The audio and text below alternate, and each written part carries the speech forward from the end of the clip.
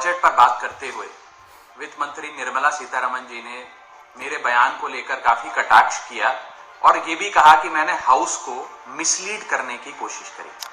Honourable member Raghav Chadha जी, Raghav Chadha honourable member. मैंने जब उनके सवालों पर जवाब देने के लिए अनुमति मांगी तो मुझे इजाजत नहीं दी गई। इसीलिए मैंने सोचा कि इस वीडियो के माध्यम से सीधा वित्त मंत्री जी से बात करूं और दूध का दूध पानी का पानी करने का प्रयास करूं।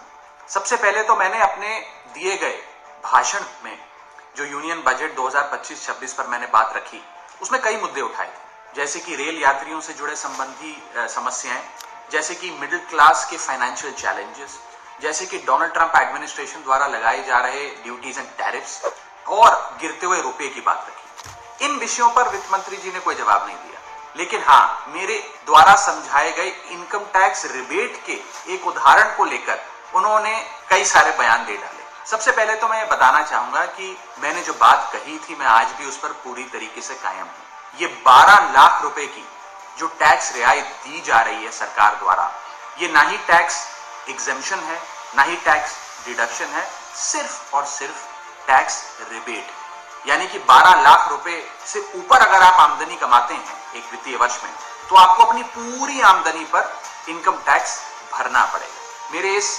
कॉन्सेप्ट को समझाने के लिए दिए गए उदाहरण को वित्त मंत्री जी ने टेक्निकली उसे उलझाने का प्रयास किया, उसमें मार्जिनल टैक्स रिलीफ का कॉन्सेप्ट जोड़कर यह सिद्ध करने की कोशिश करी कि मेरा उदाहरण गलत था।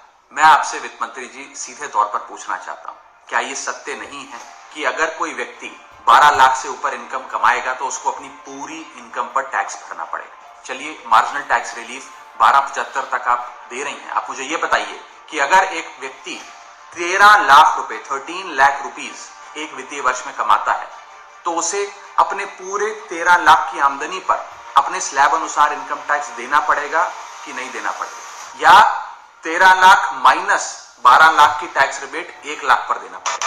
सही जवाब है कि उसे पूरे 13 के 13 पर इनकम टैक्स भरना पड़ेगा। मान लीजिए कोई शख्स 12,76,000 रुपए कमाता है साल का, तो उसे पूरे 12,76,000 पे इनकम टैक्स भरना पड़ेगा, ना कि मात्र 76,000 रुपए जो उसने 12 लाख रुपए के ऊपर कमाए।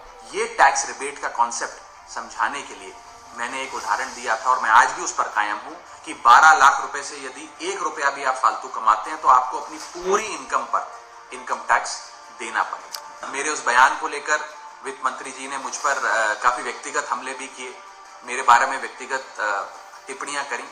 मैं बस इतना ही कहना चाहता हूं कि मेरे मन में माननीय वित्त मंत्री जी के लिए